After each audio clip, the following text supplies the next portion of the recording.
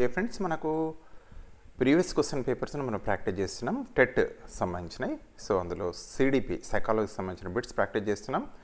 So ఇందులో 30 questions వస్తాయి, 30 marks ఉంటాయి అన్న విషయం మీకు తెలిసిందే. సో ఫస్ట్ క్వశ్చన్కి వెళ్తున్నాం మనం. So identify the example for the following that refers to growth and not development. అంటే క్రింది వాటి నుండి వికాసమును కాకుండా పెరుగుదలను సూచించే ఉదాహరణను గుర్తించమంటున్నాడు. అంటే డెవలప్మెంట్కి రిలేటెడ్ దాన్ని కింద ఇచ్చారు, అందులో వికాసం కాదు, ఓన్లీ గ్రోత్కు సంబంధించిన దాన్ని ఐడెంటిఫై చేయమంటున్నాడు. మునుపటి సంవత్సరంతో పోలిస్తే మహతి పెన్సిల్ను మరింత గట్టిగా పట్టుకోగలుగుతున్నాడు. ఇది development, physical development. Mahati is able to hold pencil more firmly as compared to previous year.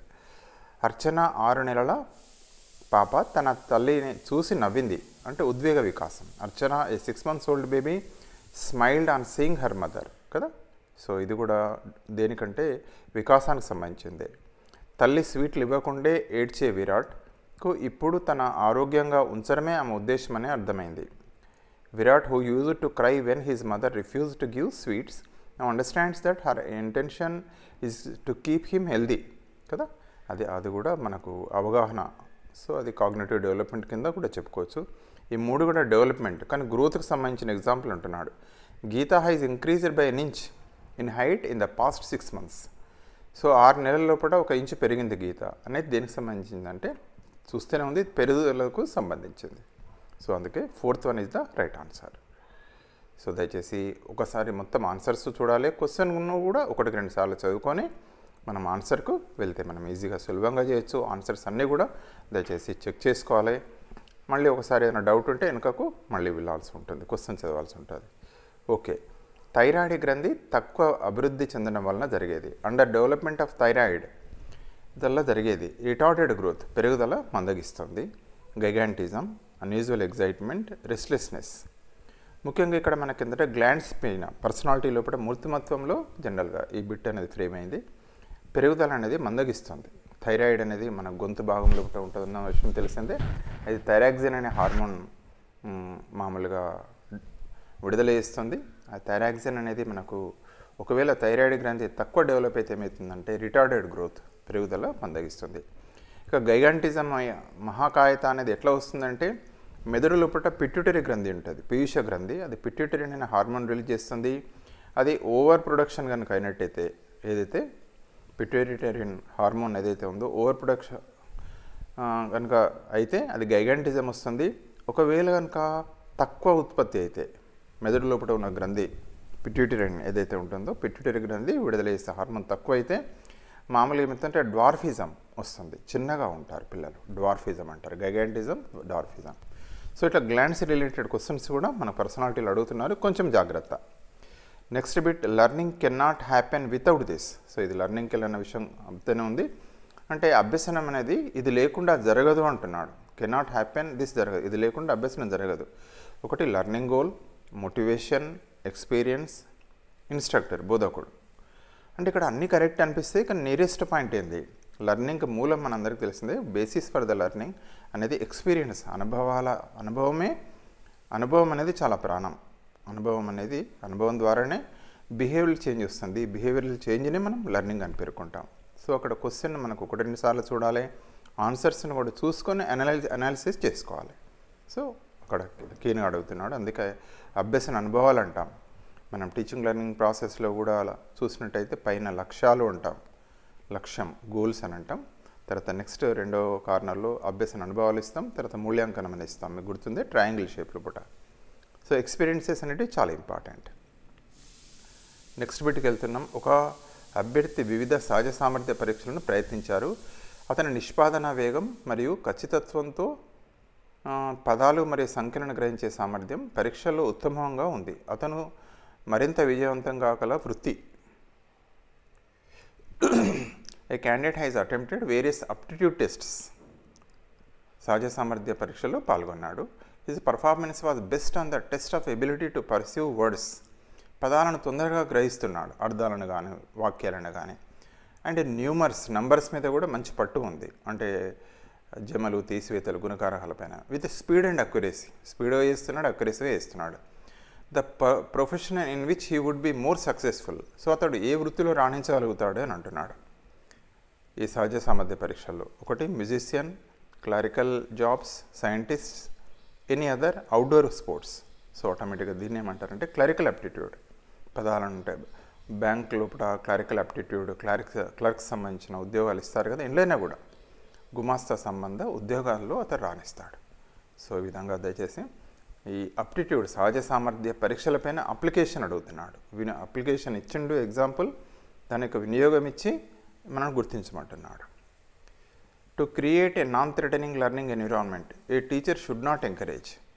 అంటే మనం ఏంటంటే భయరహిత అభ్యసన వాతావరణాన్ని సృష్టించడానికి ఉపాధ్యాయుడు ప్రోత్సహించవద్దు, దీన్ని చేయొద్దు అన్నట్టుంది ఇండైరెక్ట్. దీన్ని ప్రోత్సహించకూడదు. ఒకటి అగ్రెసివ్ బిహేవియర్, దూకుడు ప్రవర్తన, విద్యార్థులలో ఒకరి పట్ల ఒకరికి సహానుభూతి, అదేవిధంగా ట్రస్టెడ్ రిలేషన్షిప్, విశ్వసనీయ సంబంధాలు, ఒత్తిడి లేని వాతావరణం. సో ఈ విధంగా మామూలుగా ఏంటి అంటే భయరహిత వాతావరణం లోపల తోడ్పడేది అంటే తోడ్పడనిది ఏది అంటే అగ్రెసివ్ బిహేవియర్. ఇక్కడ నాట్ ఉందా ఏమిది, ఇక్కడ కాషియస్గా ఉండాలి. షుడ్ నాట్ ఎంకరేజ్, పిల్లల్ని ఈ అంశాల్లో మనం ఎంకరేజ్ చేయకూడదని ఉపాధ్యాయుడిగా మనం ప్రోత్సహించవద్దు. పిల్లల్లో దూకుడు ప్రవర్తనను ప్రోత్సహించవద్దు.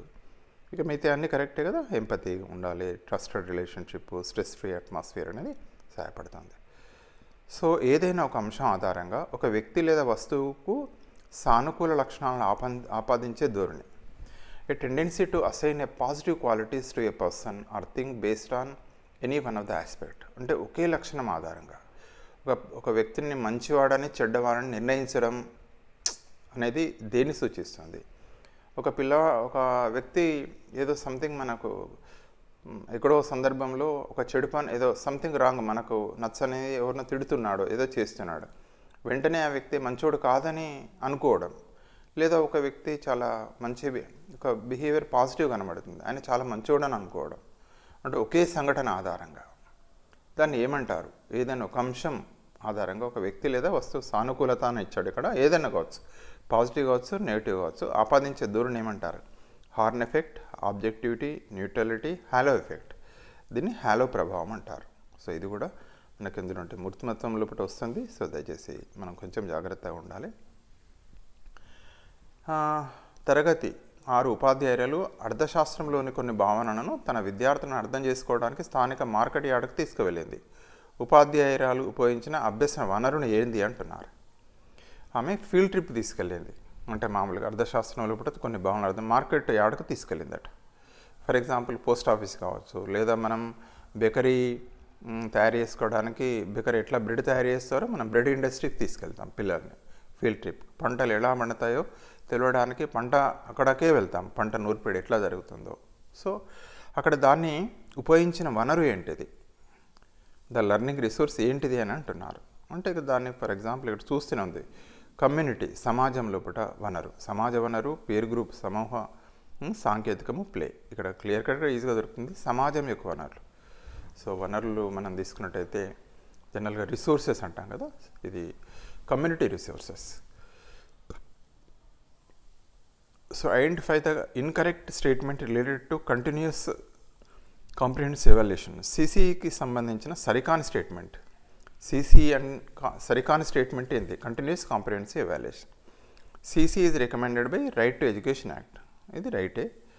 యాజ్ పార్ట్ అంటే సిసిఈ విద్యా హక్కు చట్టం 2009 సిఫార్సు చేసింది. సిసిఈ వ్యవస్థలో భాగంగా విద్యార్థుల యొక్క నిష్పాదనను 3 అభ్యసన రంగాల్లో మదింపు చేయబడుతుంది. సో కాగ్నిటివ్ ఎఫెక్టివ్ డొమైన్, జ్ఞానాత్మక, భావావేశ, మానసిక, చలనాత్మక రంగాల్లో కూడా మనం అసెస్ చేస్తాం. As part of CCE system the performance of students shall be assessed in all 3 learning domain. ఇక్కడ మన బిట్ ఇప్పుడు లెర్నింగ్ డొమైన్స్ మనకు తెలుసు 3: కాగ్నిటివ్, ఎఫెక్టివ్, సైకోమోటార్. సో మూడిట్లో కూడా అసెస్ చేస్తాం, ఇది కూడా రైటే. అదేవిధంగా CCE aim to it conduct only 1 single test at the end of the each class from class 6 to 10th. CCE లక్ష్యం 6 నుండి 10వ తరగతి వరకు ప్రతి తరగతి చివరిలో ఒకే పరీక్ష నిర్వహించడం కాదు, కంటిన్యూస్ ఎవాల్యుయేషన్. అంటే మనకు మధ్యలో క్లాస్ రూమ్ జరిగేటప్పుడు కానీ స్లిప్ టెస్ట్లు కానీ మధ్య మనం ఏం చేస్తామంటే పిల్లవాడి యొక్క ప్రగతిని అంచనా వేస్తాం. అందుకే దాన్ని కంటిన్యూస్ కాంప్రహెన్సివ్ ఎవాల్యుయేషన్ అంటాం. లాస్ట్కే పెట్టడం కాదు, ఇది సిసిఈ లక్ష్యం కాదు. సో అందుకే థర్డ్ వన్ రైట్ ఆన్సర్ అవుతుంది. ఫోర్త్ వన్ కూడా ఇస్తున్నాడు. సిసి లక్ష్యం పిల్లల్లో పాఠశాలలో ఉన్న కాలంలో వారి ప్రతి అంశాన్ని మూల్యాంకనం చేయడం. అంటే కాంప్రిహెన్సివ్గా చేస్తాం. CC aim to evaluate every aspect of the child during their presence at the school. So ఇది కూడా సిసి లక్ష్యం. కానీ క్వశ్చన్ ఏమైనా ఇచ్చాడు జాగ్రత్తగా చూసుకోవాలి. ఇక్కడ సిసికి సంబంధించిన సరికాని స్టేట్మెంట్ అంటున్నాడు. In correct statement regarding with the CC కదా. సో అంత కొంచెం నాట్ ఉందా ఎట్లుంది అనేది ఒక సెకండ్ కొంచెం ప్రశ్నను టెన్షన్ ఉంటుంది, కానీ ఒక సెకండ్ మనం చూడాలి. మనం నెగిటివ్ ఉందా స్టేట్మెంట్, పాజిటివ్ ఇస్తున్నాడు. Okay, one of the following is the correct explanation of learning. క్రింది వాటిలో అభ్యసనానికి సరైన వివరణ. అభ్యసనం అంటే మనకు డెఫినేషన్లో కావచ్చు. అభ్యసనం అంటే ఇక్కడ ఏమి ఇచ్చాడు, compulsive behaviour due to certain addictions వల్ల వచ్చిన బిహేవియర్, అంటే తాగడం వ్యసనాలకారంగా వచ్చిన బిహేవియర్ అంటున్నాడు. కాదు అది కదా, అది టెంపరీ అవుతుంది. Relatively permanent change in behaviour due to experience. So అభ్యసన అనుభవాల ద్వారా ప్రవర్తనలో వచ్చే శాశ్వతమైన మార్పుని ఏమంటామంటే అభ్యసనం అంటాం. పర్మనెంట్ చేంజ్ అంటాం. సాపేక్షంగా ఇస్తున్నాడు. పర్మనెంట్ చేంజ్ ఇన్ ప్రవర్తనలో వచ్చే శాశ్వతమైన మార్పే. ఎట్లా, అభ్యసన అనుభవాల ద్వారా కదా, అనుభవాల ద్వారా వచ్చే శాశ్వతమైన మార్పు. దాన్ని ఏమంటామంటే అభ్యసనం అంటాం. అందుకే ఇక్కడ రెండును ఇక్కడ డైరెక్ట్గా పెట్టేశాడు. గర్భధారణ నుండి కణాల్లో ఉండే బ్లూ ప్రింట్ వ్యక్తీకరణ, manifestation of blue prints carried in the cells from the time of conception. కాదు కదా. ఏ అనుభవం లేకుండా పుట్టుకతో వచ్చే గ్రహణ ప్రక్రియ కాదు. Inborn perceptual process independent of any experience కాదు. సో అందుకే కొంచెం 1-2 సార్లు చదవాలి. ఎందుకంటే ఇక్కడ డైరెక్ట్ ఆన్సర్ ఇచ్చాడు కాబట్టి మనం ఇక్కడ ఓకే హెల్ప్ అవుతుంది, కానీ మనకు ఆల్రెడీ తెలిసి ఉండాలి. అభ్యసనం అంటేనే మనకు ఒకటి నిర్వచనం అనేది మైండ్లో బ్రెయిన్లో స్ట్రైక్ అవుతుండాలి. అది ఎట్లా వస్తుంది మీకు తెలిసిందే. 1-2 సార్లు చదవడం వల్ల, దాన్ని అవగాహన చేసుకోవడం వల్ల మనకు సులభంగా చేసుకోవచ్చు బిట్టు. సో అభ్యసనంలోకి వెళ్ళి చూసారు కదా, మల్టిపుల్ బిట్స్ వస్తున్నాయి. లెర్నింగ్ అనే టాపిక్ ఏదైతే ఉందో దానిలోకి వెళ్ళి చాలా వస్తున్నాయి. నెక్స్ట్ చూడండి, behaviourism focus its attention totally on. ప్రవర్తనావాదం దీనిపైన కేంద్రీకరించబడుతుంది అనేది ఇస్తున్నాడు. ఇక్కడ ఏంటంటే అబ్జర్వబుల్ బిహేవియర్, పరిశీలించదగిన ప్రవర్తన, మొత్తంగా గ్రహించడం, విషయాలను ఉపయోగం, అచేతన మనస్సు. సో ఆటోమేటిక్గా ఇక్కడ ఏమొస్తుందంటే లింక్ ఏముందంటే పరిశీలితంగా, అంటే కుక్కకు ఆహారం ఇస్తే లాలజలం ఊరుతుంది అవునా కదా. ఆహారం ఇచ్చినప్పుడు లాలజలం ఊరుతుంది. బెల్ కొడితే లింక్ చేసిన తర్వాత బెల్ కొడితేనే అబ్జర్వబుల్ బిహేవియర్ చేంజ్ అన్నట్టు. అబ్జర్వబుల్ అంటే ప్రవర్తనవాదం దృష్టి పూర్తిగా దీనిపై కేంద్రీకరించబడి ఉంటుంది. అబ్జర్వబుల్ బిహేవియర్, పరిశీలించదగిన ప్రవర్తన. పర్సెప్షన్ ఓల్, మొత్తంగా గ్రహించడం అనేది మనం కనుక తీసుకున్నట్టయితే కోహెలర్ది మనం చూసాం, చింపాంజీ కదా, అది దానిలో వస్తుంది. సో కొంచెం దానికి లింక్ చేసుకోవాలి దేనిలో అనేది మనం చేసుకున్నట్టయితే. సో ప్రాబ్లమ్ సాల్వింగ్ లోపల సమస్య పరిష్కారం ఏదైతే ఉందో అందులోపల మనకు ఉపయోగపడుతుంది. ఆ సిద్ధాంతం ఏంది అనేది లింక్ చేసుకోవాలి. కొంచెం గుర్తుస్తే మనకి ఈజీగా ఈ కోహెలర్ యొక్క ప్రయోగం అనేది ఇందులో వస్తుంది. ఇది ఇక్కడ మాత్రం అబ్జర్వబుల్ బిహేవియర్. క్వశ్చన్ ఎట్లా వచ్చినా మనం చేయాలి. This type of parents establishes strict rules for their children to follow and don't explain the reason behind the setting the rules. So తల్లిదండ్రులు మనం చెప్పినట్టే వినాలంటారు. అలాంటి తల్లిదండ్రులను ఏమంటారు? ఈ రకమైన తల్లిదండ్రులు పిల్లలు అనుసరించడానికి కఠినమైన నియమాలను ఏర్పాటు చేస్తారు మరియు వాటిని కారణాలు వివరించరు. ఇదే చేయాలి అనేది అంటారు. ఇందులో అధికారహిత, అనుమతిపూర్వక, జోక్యరహిత, నిరంకుశం, అథారిటేరియన్. సో టైప్స్ ఆఫ్ ఏదైతే ఉంటుందో లీడర్షిప్ కావచ్చు, అదేవిధంగా మామూలుగా టైప్స్ ఆఫ్ పిల్లల పెంపకం పద్ధతులు కావచ్చు. సో అందులోకి వెళ్ళి బిట్ ఫ్రేమ్ అవుతుంది. సో దయచేసి ఇక్కడ జోక్యరహిత అంటే ఎవరికి వారే ఎమనా థియరీ అంటారు. పర్మిసివ్ టైప్ అంటే డెమోక్రటిక్ టైప్, అంటే పిల్లలకు మామూలుగా డిస్కస్ చేస్తాం, ఇది చేయాలి, ఇది చేయొద్దు, ఇట్లా చేసుకోవాలి, వాళ్ళ అభిప్రాయాలను తీసుకుంటాం. దాన్ని పర్మిసివ్ టైప్ అంటాం, అనుమతిపూర్వక. జోక్యరహిత అంటే వాళ్ళ ఇష్టం, వాళ్ళ నిర్ణయాలు వాళ్ళే తీసుకుంటారు, వాళ్ళ ఇష్టం, ఎవరి ఇష్టం వాళ్ళే, దాన్ని జోక్యరహిత అంటారు. సో దయచేసి ఇది నెక్స్ట్ బిట్ చూస్తున్నాం. విద్య యొక్క సామాజిక రాజకీయ సందర్భ అవగాహన, విద్యా విధానాలు మరియు ఆచరణల విమర్శనాత్మక విశ్లేషణకు తోడ్పడుతుంది. క్రింది వాటిలో విద్యా విధానాల మరియు ఆచరణల విమర్శనాత్మక విశ్లేషణ లక్షణం కానిదేది? నాట్ అంటున్నాడు. Not an objective of critical analysis of educational policies and practices, improve achievement of all learners, prepare students for democratic society, reduce educational inequality అంటే అభ్యాసకులందరి సాధనను మెరుగుపరచడం, విద్యార్థులను ప్రజాస్వామ్య సమాజం కోసం సిద్ధం చేయడం, విద్యా అసమానతలను తగ్గించడం, అభ్యాసకుల మధ్య విభజనను పెంచడం కాదు కదా, increase the divide among the learner అనేది కాదు. సో అట్లా చూసుకోండి. నాట్ కానిది ఏది, ఇక్కడ కూడా నాట్ అన్నది ఇస్తున్నాడు. కొంచెం చూసుకుంటే మనం ఈజీగా సులభంగా చేయొచ్చు. దీనికి answer 4th one is the right answer. Next bit, to achieve maximum positive transfer of the learner should, గరిష్ట సానుకూల బదిలింపును సాధించడానికి అభ్యాసకులకు చేయవలసింది ఏం చేయాలి, ట్రాన్స్ఫర్ ఆఫ్ లెర్నింగ్ ఏం చేయాలని ఇస్తున్నాడు. అంటే గరిష్ట సానుకూల బదలాయింపును సాధించడానికి అభ్యాసకుడు చేయవలసింది link present learning to past learning, ప్రస్తుత అభ్యసనాన్ని గత అభ్యసనంతో అనుసంధానం చేయడం. అదేవిధంగా learning and isolation, practice rote learning by passive receiver. ఇక్కడ కనబడుతుంది మనకు ప్రస్తుత అభ్యసనాన్ని గత అభ్యసనానికి అనుసంధానం చేయాలి. అంటే ప్రీవియస్ నాలెడ్జ్ మనం లెసన్ చెప్పేటప్పుడు కూడా మనం ఏం చేస్తాం, ప్రీవియస్ నాలెడ్జ్ గత అనుభవాలను ప్రస్తుత అనుభవాలతోటి అనుసంధానం చేస్తాం. సో దానివల్ల ఏమవుతుందంటే సానుకూల బదలాయింపు అనేది జరుగుతుంది. సైకిల్ తొక్కుతాం, సైకిల్ తొక్కిన అనుభవం ఏమవుతుందంటే మోపెడ్ నేర్చుకోవడంలో సహాయపడుతుంది. ఈ విధంగా link present learning to past learning, అది ఏదైనా కావచ్చు, సబ్జెక్ట్ విషయంలో కావచ్చు, స్కిల్స్ కావచ్చు. సో చదివితే 4 ఆన్సర్లు చూస్తే ఆన్సర్ ఈజీగా సులభంగా చేయొచ్చు. కొంచెం క్రిటికల్గా థింక్ చేయాలి. ఇది క్రిటికల్ థింకింగ్ అనాలిసిస్ చేసుకుంటూ వస్తుంది. సంపూర్ణంగా మరియు సామరస్యంగా వ్యవహరించే మూర్తిమత్వాన్ని ఇలా అంటారు. Full and harmonious functioning of whole personality is called as attitudes, mental health, intelligence, self concept. ఇది మెంటల్ హెల్త్. అటిట్యూడ్ అంటే వైఖరి, పాజిటివా నెగిటివా. ఇంటెలిజెన్స్ ప్రజ్ఞ అంటే మనకున్నది ఏంటంటే అవగాహన చేసుకునే సామర్థ్యం, లేదా సమస్యలను పరిష్కరించే సామర్థ్యం, అసలు లేదా మామూలుగా ఎబిలిటీ టు అడ్జస్ట్ అంటాం, సర్దుబాటు చేసుకునే సామర్థ్యం. దాన్ని ఏమంటాం, ఇంటెలిజెన్స్ అంటాం. సెల్ఫ్ కాన్సెప్ట్, మనను గురించి మనం ఏమనుకుంటున్నాం, స్వీయ భావన. పిరికోవాలి అనుకుంటున్నామా, ధైర్యస్తులు అనుకుంటున్నామా, కష్టపడతాం అనుకుంటున్నామా, సోమరులు అనుకుంటాం, అది సెల్ఫ్ కాన్సెప్ట్. సో దయచేసి చూడగానే తెలిసిపోతుంది. మనం ఎలిమినేట్ చేయొచ్చు, ఎలిమినేషన్ ప్రాసెస్లో ఆన్సర్ తీసుకోవచ్చు.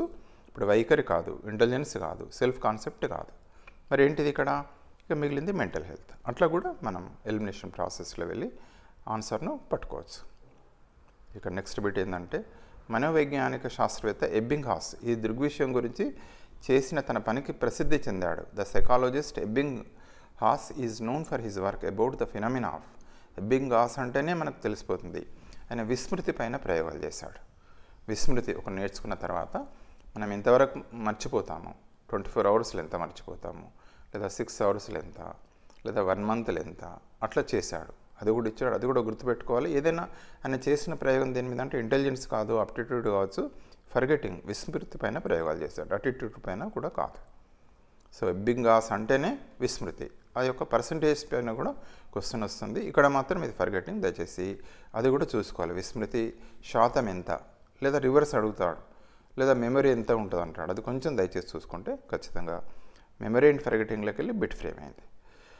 నర్సరీలో చేరాలని భావించిన 2 ఏళ్ల చిన్నారిని తల్లిదండ్రులు ఆ చిన్నారిని పాఠశాలకు తీసుకెళ్లారు. ఆ శిశువుతో పరస్పరంగా మాట్లాడిన తర్వాత ఆ శిశువును నర్సరీ విభాగంలో చేర్చుటకు మరికొంతకాలం అవసరమని పాఠశాల వారు తల్లిదండ్రులకు చెప్పారు. పాఠశాల ప్రతిస్పందన ఈ అభ్యసన సూత్రానికి సంబంధించింది.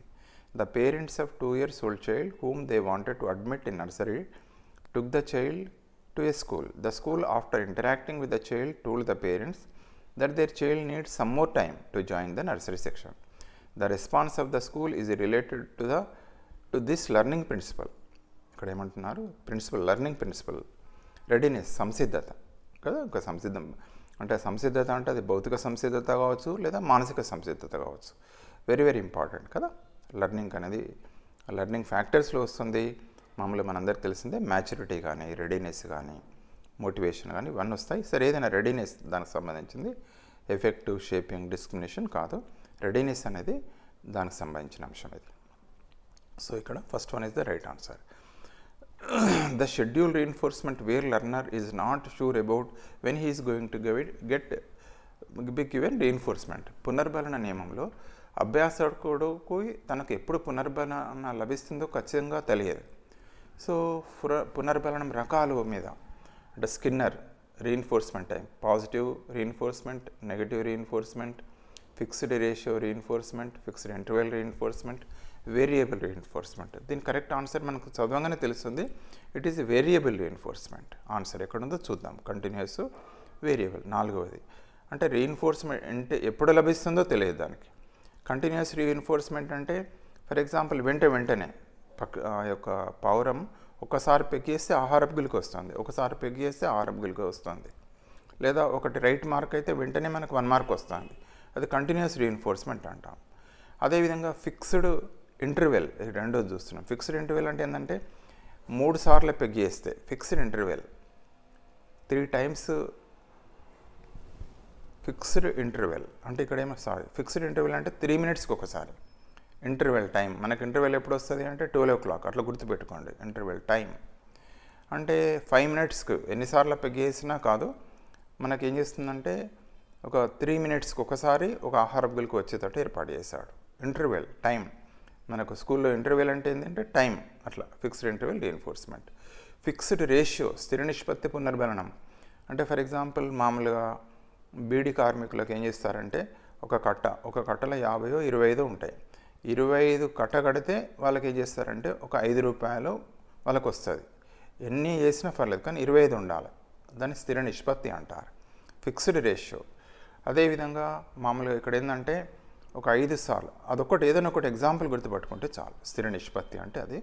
ఫిక్స్డ్ ఇంటర్వెల్ అంటే టైం ఇంటర్వెల్, సమయాన్ని బట్టి మనకు ఎగ్జామ్స్ వస్తాయి. 3 monthsకి ఒకసారి మామూలుగా ఫస్ట్ టెర్మినల్, సెకండ్ టెర్మినల్ అట్లా అనుకుందాం. అట్లా ఎవ్రీ వీక్ టెస్ట్ పెడతారు, మనం ఎవ్రీ వారం టెస్ట్ పెడుతున్నాం పిల్లలకు. ఫిక్స్డ్ ఇంటర్వెల్ మార్క్స్ ఇస్తాం, అది రీఎన్ఫోర్స్మెంట్. ఓకే, సో ఇళ్ళకెళ్ళి కూడా ఇది స్కిన్నర్ లెర్నింగ్ లోపల ఉన్న స్కిన్నర్ లోపల ఖచ్చితంగా బిట్ ఫ్రేమ్ అవుతుంది. దీని ఆధారంగానే మీకు తెలిసిందే ఏంటి అంటే మామూలుగా ప్రోగ్రామ్డ్ లెర్నింగ్ అనేది డెవలప్ చేశారు. ముఖ్యంగా ఈ పునర్బలనం లోపల ఇది ఏంటంటే మామూలుగా స్కిన్నర్ ప్రయోగం అనేది మనకు తెలిసిందే.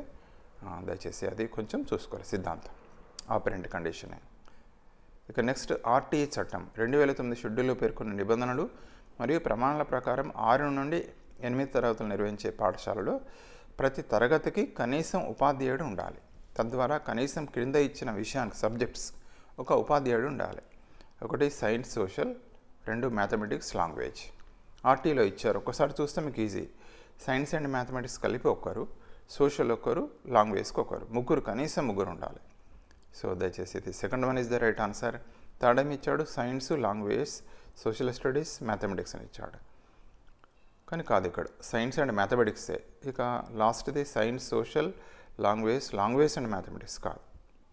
సో దయచేసి ఇది కొంచెం చూసుకోండి, ఈజీగా గుర్తొస్తుంది ఏది ఉంది సబ్జెక్ట్. తర్వాత పని దినాలు అడగచ్చు. ఆర్టీ ప్రకారంగా మనం హై స్కూల్ లెవెల్లో పని దినాలు ఎన్ని ఉండాలి, 220 వర్కింగ్ డేస్ ఉండాలి. అట్లా టీచింగ్ లెర్నింగ్ ప్రాసెస్లో ఏదైనా అడగచ్చు, ఇదే అనేది ఏం కాదు. నెక్స్ట్ బిట్కి వెళ్తున్నాం. సమరూప కవలల్లో ఫలదీకరణానికి సంబంధించిన సరైన స్టేట్మెంట్ గుర్తించండి. సమరూప కవలలు ఎట్లా ఇంట్లో ఇచ్చిన దానిలో ఎట్లా ఏర్పడుతుంది అంటే జనరల్గా మనకు తెలిసిందే, శుక్రకణం అండంతో కలుస్తుంది. జనరల్గా ఏమవుతుందంటే ఆ సంయుక్త బీజం, శుక్రకణం అండంతో కలవడం వల్ల సంయుక్త బీజం ఏర్పడుతుంది. ఆ సంయుక్త బీజం ఏదైతే ఉందో జైగోటు శిష్యుగా డెవలప్ అవుతుంది. అయితే కొన్ని సందర్భాల్లో జైగోటు కణ విభజన జరుగుతుంది, అంటే మామూలు ఒకసారి 2గా డివైడ్ అవుతుంది. అప్పుడు ఏమైతే అంటే కవలలు ఏర్పడతారు. అప్పుడు కవలలు సమరూప కవలలు అంటున్నారు. అంటే ఐడెంటికల్ ట్విన్స్ రావడం లోపల ఇది ఇంపార్టెంట్. చూడాలి అక్కడ ఏ రకమైన కవలలు, ఐడెంటికల్ ట్విన్స్ కదా.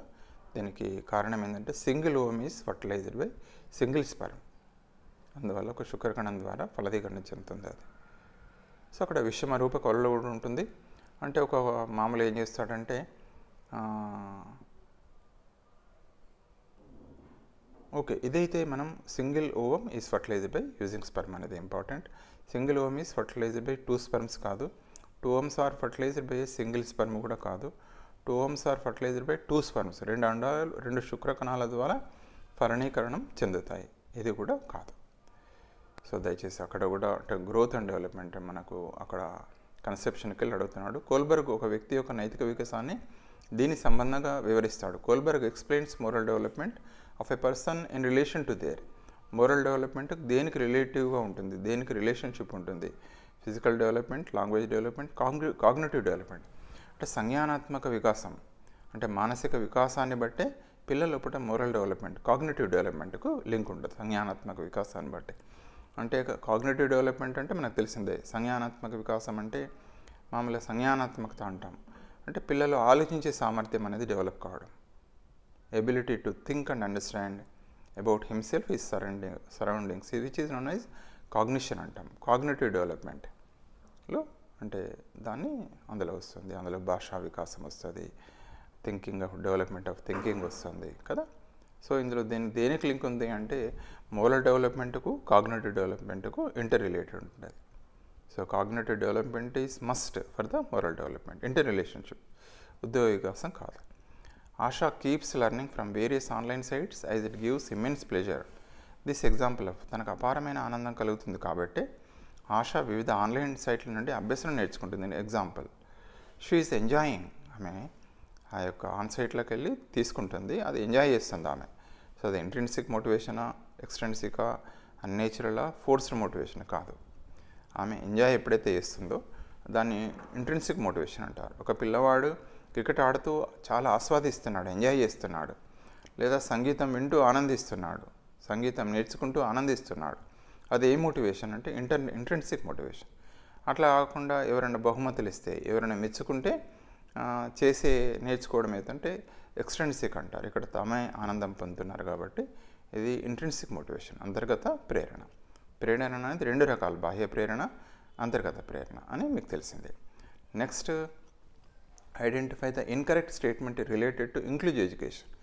ఇంక్లూజివ్ ఎడ్యుకేషన్కు సరికాని స్టేట్మెంట్ అంటున్నాడు, చాలా జాగ్రత్త. ఐడెంటిఫై ద ఇన్కరెక్ట్ అనొచ్చు, కరెక్ట్ అనొచ్చు కదా. ఇన్కరెక్ట్ స్టేట్మెంట్, సరికాని స్టేట్మెంట్. సమ్మిళిత విద్య సామాజిక చైతన్యాన్ని బలపరుస్తుంది. Inclusive education strengthens social integration, 100% right. Inclusive education is relation of rights of all children irrespect their diversities. సమ్మిళిత విద్య అనేది వైవిధ్యాలతో సంబంధం లేకుండా పిల్లలందరి హక్కులను సాధిస్తుంది. ఇది కూడా 100% రైట్. సమ్మిళిత విద్య అంటే పిల్లలందరూ ఒకే పాఠశాలలో కలిసి అభ్యసిస్తారు. డిసేబుల్డ్ చిల్డ్రన్ కావచ్చు, లేదా గిఫ్టెడ్ చిల్డ్రన్ కావచ్చు, అదేవిధంగా వివిధ సామాజిక వర్గాల గ్రూపులు, ఎస్సీ, బీసీ, ఎస్టీ పిల్లలందరూ కూడా ఒకే క్లాస్ రూమ్లో, ఒకే పాఠశాలలో విద్యను అభ్యసిస్తారు. ఇది కూడా 100% రైట్. ఇక లాస్ట్ ఏంటంటే inclusive education is an education in isolation. సమ్మిళిత విద్య అనేది ఒంటరిగా సాగే విద్య, ఇది కరెక్ట్ కాదు. సో దయచేసి ఇంక్లూజివ్ ఎడ్యుకేషన్లో కూడా కంపల్సరీ బిట్ ఫ్రేమ్ అవుతుంది, ఖచ్చితంగా మనం కొంచెం జాగ్రత్తగా ఉండాలి. ఇన్ పియాజే theory of cognitive development, the unit of one gives cognitive structure is. పియాజే యొక్క సంజ్ఞానాత్మక వికాస సిద్ధాంతంలో సంజ్ఞానాత్మక నిర్మాణం యొక్క యూనిట్ని ఏమంటారు ఇక్కడ కదా. కాగ్నిటివ్ స్ట్రక్చర్ అనేది మనకు వేరు రకాలుగా పిలుస్తారు. దాన్ని ఏమంటారంటే స్కీమా అంటారు. Schema, assimilation, schema, accommodation, equilibrium. ఖచ్చితంగా ఇందులోకి బిట్ వస్తుంది. ఇది స్కీమా, రైట్ ఆన్సర్ ఈ స్కీమా. పియాజే యొక్క సంజ్ఞానాత్మక వికాస సిద్ధాంతంలో సంజ్ఞానాత్మక నిర్మాణం యొక్క యూనిట్ ఏంటంటే స్కీమా. అసిమిలేషన్ అంటే మనకు గుర్తుపెట్టుకోవాలి, అంటే గత అనుభవాల ఆధారంగా బిహేవ్ చేస్తుంటాం. కుక్క ఉంటుంది, మామూలుగా మేక, రెండు ఒక దగ్గర ఉంటే పిల్లవాడు ఫస్ట్ దశలో ఏం చేస్తాడంటే రెండింటిని కుక్క అనే పిలుస్తాడు, మొదలు నేర్చుకుంటాడు కుక్క అని. దాన్ని అసిమిలేషన్ అంటాం, అంటే గత అనుభవాల ద్వారా బిహేవ్ చేయడం. అదేవిధంగా అకామిడేషన్ అంటాం. తర్వాత కాగ్నిటివ్ డెవలప్మెంట్ అయినా కొద్దిగా అనుభవాలు పొందినా కొద్దిగా ఏం చేస్తారంటే వాళ్ళ అమ్మను ఎవరు చెప్తుంటారు, అది మేకను మేకగా చెప్తుంటాడు. అది ఎట్లాంటిది, శబ్దాలను గుర్తిస్తుంది, అన్ని రకాలు చూస్తాడు. అప్పుడు ఏం చేస్తాడంటే ఆ రెండు పక్కపక్కనే ఉన్నప్పుడు కుక్కను కుక్క అంటాడు, మేకను మేక అంటాడు. సో దాన్ని ఏమంటారంటే అకామిడేషన్ అంటారు. So this assimilation, accommodation, schema. So very important ఎన్నికలు వస్తున్నాయి. లేదు అంటే మనకు మామూలుగా ఈ యొక్క పియాజే ఏదైతే స్టేజెస్ ఆఫ్ డెవలప్మెంట్ ఉందో అందులోకి అడుగుతున్నాడు. అది సెన్సరీ మోటార్ స్టేజ్ లక్షణం కావచ్చు, ప్రీ ఆపరేషనల్ స్టేజ్ కావచ్చు, కాంక్రీట్ ఆపరేషనల్ స్టేజ్ కావచ్చు, ఫార్ములా ఆ మెయిన్ లక్షణాలు గుర్తుపెట్టుకోవాలి. గ్యారంటీగా ఇందులోకి 1 లేదా 2 బిట్స్ అడుగుతున్నాడు పియాజే థియరీ ఆఫ్ కాగ్నిటివ్ డెవలప్మెంట్కి వెళ్ళి. నెక్స్ట్ బిట్ చూస్తున్నాం. ఒక తండ్రి తన బిడ్డ స్వతంత్రంగా మారేలా చూడడానికి తన బిడ్డకు మార్గనిర్దేశకం చేస్తాడు, మరియు అదే సమయంలో ఆరోగ్యకరమైన పరిమిత సంశయం, సిగ్గు పెంపొందేలా జాగ్రత్త పడతాడు. ఎరిక్సన్ సాంఘిక వ్యవస్థలో పిల్లవాడి వయసు ఎంత? A parent guide his child to see that his child become independent and at the same time it cautious to develop doubt and shame in healthy limits. What is the age the child is example for Erik Erikson psychosocial development theory? So ఇది ఏ ఇయర్స్లో వస్తుంది అని అంటున్నాడు. అంటే shame and ఇక్కడ ఏమంటున్నాడంటే shame, doubt and shame అనేది ఒక లక్షణం ఉంటుంది. వారు చెప్పిన లక్షణం ఏంటంటే ఇది ఆటోమేటిక్గా మనకు తెలుసు 1.5 year నుండి 3 yearsకి వెళ్ళి. ట్రస్ట్ అండ్ మిస్ట్రస్ట్ అనే లక్షణం ఎక్కడ వస్తుంది అంటే పుట్టినప్పటి నుండి 1.5 year వరకు. నమ్మకం అపనమ్మకం అటు కొన్ని దశలు ఇచ్చాడు. ఎరిక్ ఎరిక్సన్లకి వెళ్ళి డెఫినెట్గా అడుగుతుంది, సింపుల్గా ఉంటుంది. ఖచ్చితంగా దయచేసి ఆ సిద్ధాంతాన్ని చూసుకోండి. 6 to 12 years. అది మామూలుగా ఎట్లా అంటే మనకు ప్రైమరీ లెవెల్లో అక్కడ ఏంటంటే ఇండస్ట్రీ వర్సెస్ ఇన్ఫీరియారిటీ అనే లక్షణం డెవలప్ అవుతుంది. అదేవిధంగా 3 to 6 years ప్రీ కాన్సెప్చువల్ అంటే మనకు ప్రీ స్కూల్ ఏజ్లో ఏం డెవలప్ అవుతుంది. 12 to 19 years కౌమార దశ, role identity versus role confusion అనేది డెవలప్ అవుతుంది. సో ఇట్లా విధంగా ఏజ్ని బట్టి ఏమి క్యారెక్టర్స్ డెవలప్ అవుతాయి అనేది దయచేసి చూసుకోవాలి. ఎరిక్ ఎరిక్సన్ కంపల్సరీ బిట్ వస్తుంది. ఇక బ్రూనర్ ప్రకారం అభ్యసనం అనేది deductive process of moving from generalization to specific, a random trial and error activity, and active process of discovery. So మామూలుగా బ్రూనర్ ఏదైతే అభ్యసన సిద్ధాంతం ఉందో దానిలోకి వెళ్ళి కంపల్సరీ బిట్ వస్తుంది. వారు చెప్పింది డిస్కవరీ లెర్నింగ్, తర్వాత స్పైరల్ కరికులం అన్నారు. తర్వాత వేరు వేరు దశలు కూడా ఇచ్చారు వారు. అంటే మామూలుగా ఏంటంటే ఐకానిక్ స్టేజ్ అని అట్లా 3 స్టేజెస్ ఇచ్చారు. ఆ దశలను కూడా దయచేసి గుర్తుపెట్టుకోండి. సో బ్రూనర్ ఆవిష్కరణ అభ్యసనంలోకి వెళ్ళి డెఫినెట్ బిట్ అడుగుతున్నాడు.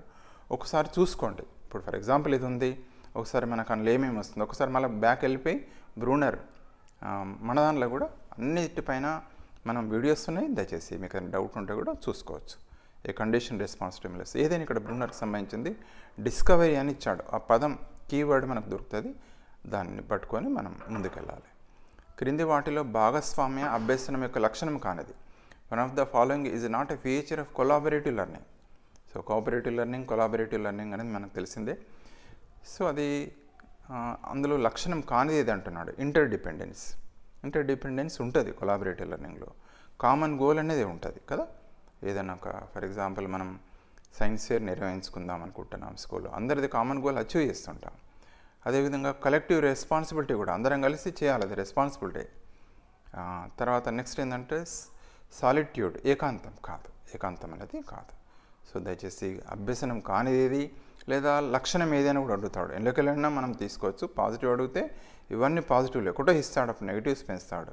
పరస్పరంగా ఆధారపడడం ఒకే లక్ష్యం ఉంటుంది. కలెక్టివ్ రెస్పాన్సిబిలిటీ అనేది ఈ యొక్క కొలాబరేటివ్ లెర్నింగ్ యొక్క ముఖ్య లక్షణం. నెక్స్ట్ బిట్కి వెళ్తున్నాం. పిల్లల చేతులు అరచేతి కంటే ముందుగా, అరచేతులు వేళ్ళ కంటే ముందు అభివృద్ధి చెందుతా అనే విషయానికి సంబంధించిన సూత్రం ఇక్కడ కాషియస్గా ఉండాలి. ఒకవేళ సంబంధించిన సూత్రం అంటే మాత్రం మనకు తెలుసు ప్రాక్సిమోడిస్టల్. ఇక్కడ చూడండి ఆన్సర్ ఫస్టే రైట్ అవుతుంది. సంబంధించని అంటున్నాడు. సంబంధించని అంటే ప్రాక్సిమోడిస్టల్, అది దీనికి సంబంధించింది. ఇండివిజువల్ డిఫరెన్సెస్ అని ఏమి చోట చూద్దాం. డెవలప్మెంట్ ఈజ్ కంటిన్యూస్, ఇది కూడా ఉంటుంది. Development is general to specific, దీన్ని ఏమంటాం జనరల్ టు స్పెసిఫిక్ అంటారు. ఒకసారి బిట్స్ ఎట్లన్నా ఉల్టా పల్టా కూడా ఇప్పుడు ఈ లక్షణం ఆధారం దేనికి సంబంధించింది అంటాడు. జనరల్ నుండి స్పెసిఫిక్ అని ఒక ఎగ్జాంపుల్ ఇస్తాడు, లేదా ప్రాక్సిమో డిస్టల్ అని చెప్పి అంటే అట్లా ఏదైనా ఇవ్వచ్చు. ఏదైనా ఇక్కడ ఏంటంటే సెంట్రల్ ప్రాక్సిమో డిస్టల్ అంటాడు, లేదా సెంట్రల్ టు పెరిఫెరీ అంటాడు. పాజిటివ్ ఆన్సర్లో ఇక్కడ మాత్రం ఏంటంటే సంబంధించింది ఏంటంటే ఇండివిజువల్ డిఫరెన్సెస్ అనేది దీనికి కరెక్ట్ ఆన్సర్. సో ఒక్కసారి ఒక 2 సార్లు చదివితే మనకు ఆన్సర్ వచ్చేస్తుంది. ఉపాధ్యాయుల నుండి ప్రోత్సాహకాలు పొందడం ద్వారా తరగతి 6 విద్యార్థుల నిష్పాదన 15% మెరుగుపడింది. ఇక్కడ పరతంత్ర చరం, స్వతంత్ర చరం, పరతంత్ర చరం. అంటే ఫర్ ఎగ్జాంపుల్ ఉపాధ్యాయులుగా మన చేతిలో ఉన్నది ఏమైతుందంటే మన చేతిలో ఉన్న చరాన్ని స్వతంత్ర చరం అంటాం. మన చేతిలో ఉన్న అంటే స్వతంత్ర చరం పైన ఏదైతే ప్రభావితం అవుతుందో దాన్ని పరతంత్ర చరం అంటాం. ఇక్కడ మన చేతిలో ఉన్నది ఏంటంటే ప్రోత్సాహకాలు ఇవ్వడం, మనం గిఫ్ట్స్ ఇస్తున్నాం, బహుమతులు ఇస్తున్నాం, మన చేతిలోనే ఉంది అది. మరి దాని ఎఫెక్ట్ దేనిపైన ఉంది? నిష్పాదన పైన, పిల్లల యొక్క పర్ఫార్మెన్స్ పైన ఉంది. సో ఇక్కడ నిష్పాదన అనేది విద్యార్థుల నిష్పాదన అనేది అది పరతంత్ర చరం అవుతుంది. The performance of class 6 students improved by 15% on receiving incentives from teachers. The dependent variable, dependent ఖచ్చితంగా బిట్ వస్తుంది. ఇది ఎక్స్పెరిమెంటల్ మెథడ్లో ఒక భాగం అన్నది మీకు తెలిసిందే. ఆన్సర్ 15%, రెండవది ఇన్సెంటివ్స్, మూడవది పర్ఫార్మెన్స్, 4 టీచర్. సో ఇక్కడ ఏమంటున్నాడు, పరతంత్ర చర్యం ఏది అంటే నిష్పాదన, పిల్లల యొక్క పర్ఫార్మెన్స్ అనేది ఇక్కడ పరతంత్ర.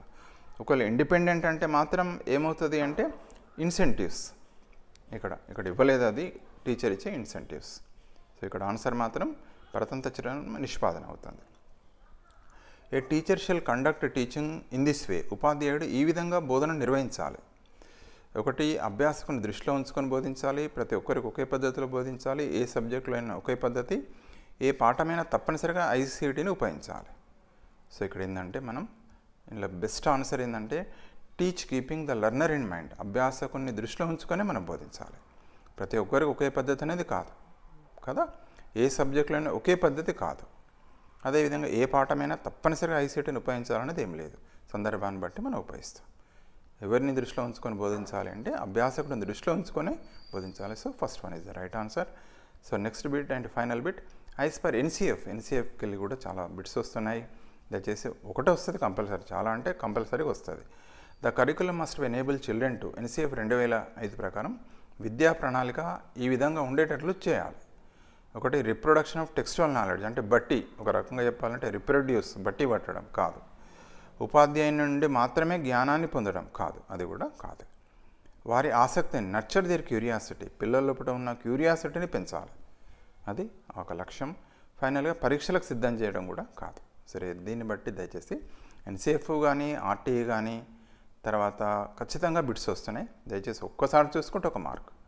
సో థ్యాంక్ యూ అండి, thank you for watching this video. Almost మనం గమనిస్తున్నాం అభ్యసన సిద్ధాంతాలు కానీ, తర్వాత మనకు అభ్యసనం అంటే అభ్యసన సిద్ధాంతాలు, వికాస సిద్ధాంతాలు, స్మృతి, విస్మృతి, మూర్తిమత్వం. సో ఖచ్చితంగా బిట్స్ వస్తున్నాయి. పెడగాజికల్ దానిలోకి వెళ్ళి కూడా సింపుల్గా మనం ఎట్లా బోధిస్తున్నాం, మన అవగాహన ఉంటే చాలు. అది మనం సైన్స్ కానీ సోషల్ కానీ పెడగాజికి రిలేటెడ్గా పెడగాజీ పైన అవగాహన ఉంటే బిట్స్ చేయొచ్చు, దిగులు పడాల్సిన అవసరం లేదు. యాజ్ పర్ సిలబస్ వస్తున్నాయి. So thank you for watching this video. Kindly subscribe for our channel. Kindly share this video for your friends. Thank you అండి, థ్యాంక్ యూ వెరీ మచ్.